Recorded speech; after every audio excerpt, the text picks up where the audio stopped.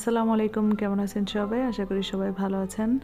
আজকে সকালের নাস্তাটা আপনাদের সাথে একটু শেয়ার করতে চেয়েছিলাম, কিন্তু সেরকমভাবে শেয়ার করতে পারিনি। কিছুটা অংশবিশেষ আপনাদের সাথে শেয়ার করলাম। আর সকালবেলা এর সাথে আমার আরেকটা কাজ করতে হয়। প্রতিদিনই আমার মেয়ের লম্বা চুলে বেনি করতে হয়।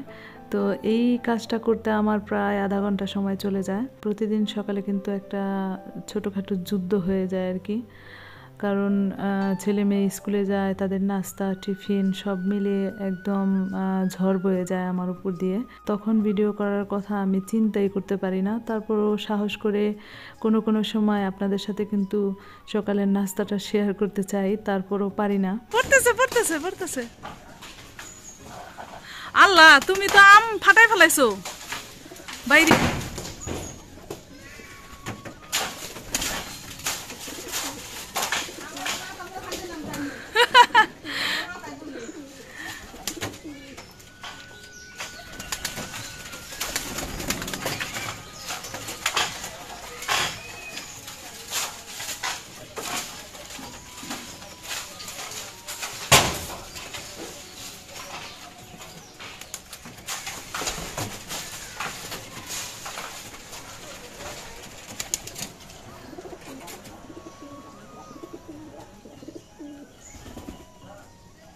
এতক্ষণ কিন্তু আপনাদের দেখালাম আম পাড়তেছে। তো অনেক দিন যাবত আমার প্রতিবেশী এক কাকিকে বলতেছিলাম যে আমাকে কিছু আম পেড়ে দাও, আমি আচার দেব। আমি কিন্তু আচার দেওয়াতে অনেক লেট হয়ে গেছি। অনেক আপুদের ভিডিওতে দেখি আপুরা অনেক সুন্দর সুন্দর করে বিভিন্ন ধরনের আচার দেয়, আচার তৈরি করতেছে। আমার আচার তৈরি করতে লেট হয়েছে। আমি এমনিতেও খুব ব্যস্ত থাকি, সেরকমভাবে সময় পাই না। আর আমগুলোও পারতে অনেক দেরি হয়ে গেল, কারণ ওরকম লোক পাওয়া যায় না গাছে তোলার মতো, তারপরে লম্বা লাঠির প্রয়োজন। তো সব মিলিয়ে একটু দেরি হয়ে গেছে আর কি। আজকে কিছু আম পেড়ে দিচ্ছে। আর এই যে এই পাশে আমি গত ভিডিওতে এইটা তৈরি করছিলাম, আপনারা অনেকে অনেক সুন্দর সুন্দর কমেন্ট করেছেন। সত্যি এটার ভিতরে যখন পুর্তুলিকাগুলো সম্পূর্ণভাবে ফুটবে তখন কিন্তু এটার আঁকা বাঁকা বোঝা যাবে না, দেখতে কিন্তু অতটাও খারাপ লাগবে না। আর গার্ডেনটা কিন্তু একদম সুন্দর করে সকালবেলায় পরিষ্কার করে ধুয়ে নিয়েছি। পরিষ্কার পরিচ্ছন্ন থাকলে আমার ভালো লাগে। আমার একটু গোছালো টাইপের কাজ বেশি ভালো লাগে, এলোমেলো থাকতে আমার তেমন একটা ভালো লাগে না।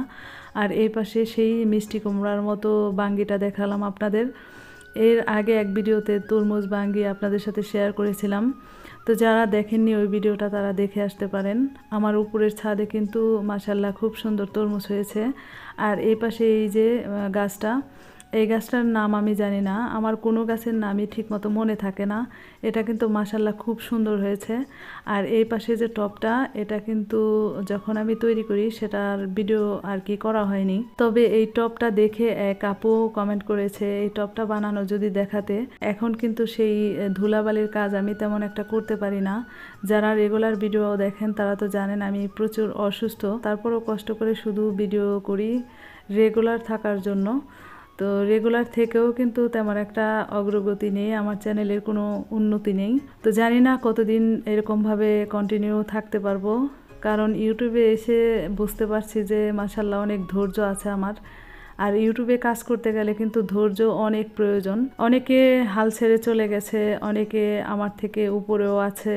আমরা যারা একসাথে চ্যানেল খুলেছি, একসাথে পথ চলেছি, অনেকে কিন্তু ভিডিও করা ছেড়েই দিয়েছে, আবার অনেকে থেকেও গেছে আমার মতো। আবার কারো চ্যানেল মনিটাইজেশন অন হয়ে গেছে। যদিও বললাম ধৈর্য আছে, আসলে কিন্তু ধৈর্য আমার একটু নেই। তারপরেও ধৈর্য করে ভিডিও বানাচ্ছি, আপনাদের সাথে শেয়ার করতেছি।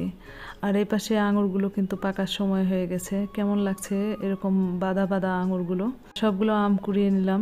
এই তো ঝুড়ি ভর্তি আম, এগুলো দিয়ে আচার দেব। আর এই পাশে কিছু পাকা আমও পড়ছে। এটা অন্যরকম একটা আম, খেতে ভীষণ মজা, টক মিষ্টি। ঝাল আর লবণ নিজেদের মিশিয়ে নিতে হবে। তো এখানে দেখতে পারছেন আমের সাথে একটা লেবু পড়ে গেছে। এরপরে আমি আমগুলো কেটে নিচ্ছি। আজকে কিন্তু প্রচুর রোদ, আর এই রোদে একটু শুকা দেবো সেজন্য তাড়াতাড়ি করে কাটছিলাম। আর আমগুলো কাটার সময় মনে হচ্ছিল যে আম তো কাটতেই পারবো না, হাতটাই কেটে ফেলবো। আর আমি তো কাজকর্ম করি, আপনারা দেখেন, যারা একদম অভিজ্ঞ বিচক্ষণ গৃহিণী তারা অবশ্যই বুঝতে পারবেন যে আমি কাজে তেমন পারদর্শী না। এই আমগুলো কেটে দেওয়ার কথা যে আমগুলো পেরেছে তার, কিন্তু তার আসতে একটু লেট হচ্ছে দেখে আমি কেটে নিচ্ছি। পরে কিন্তু উনি এসেছিল আমগুলো কাটার জন্য, এসে দেখলো যে আমি কেটে ফেলেছি। আমার আবার একটা বদ অভ্যাস আছে, সেটা হচ্ছে কারো ভরসায় আমার কাজ ফেলে রাখতে ভালো লাগে না। এই তো সবগুলো আম কিন্তু আমি কেটে নিয়েছি, একটু লবণ মশলা দিয়ে মেখে রোদে মেলে দিলাম। ছাদে এসে কিন্তু কিছুটা হলেও আমি অবাক হয়েছি, আজকে কিন্তু সেরকমভাবে পুর্তলিকা ফুল ফোটেনি। ভাবছিলাম যে আপনাদের সাথে পুর্তলিকা ফুলগুলো শেয়ার করব।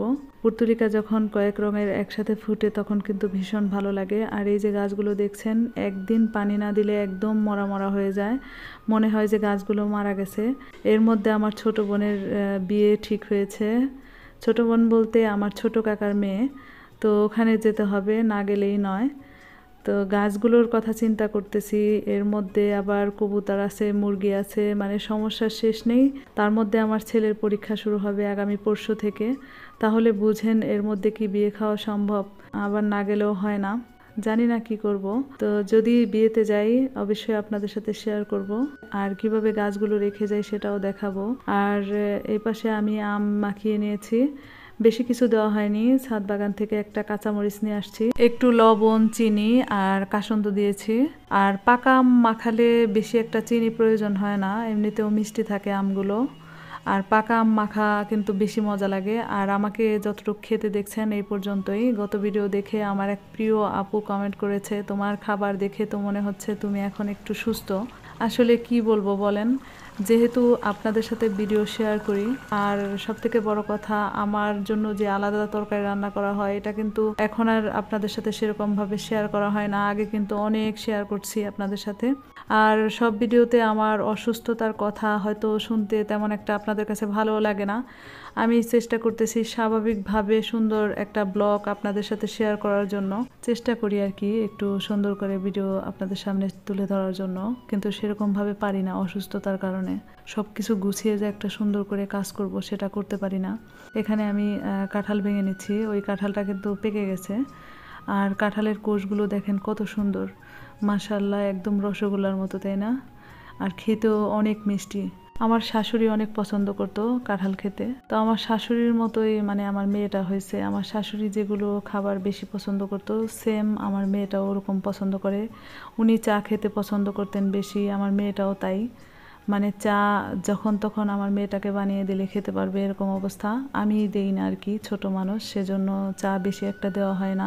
আমার শাশুড়িও কাঁঠাল পছন্দ করতো, আমার মেয়েটাও কাঁঠাল পছন্দ করে। যাই হোক, আজকের ভিডিও এ পর্যন্তই। আপনারা সবাই ভালো থাকবেন, সুস্থ থাকবেন, নিরাপদে থাকবেন। আগামী ভিডিও দেখার আমন্ত্রণ জানিয়ে আজকের মতো বিদায় নিচ্ছি। আল্লাহ হাফেজ।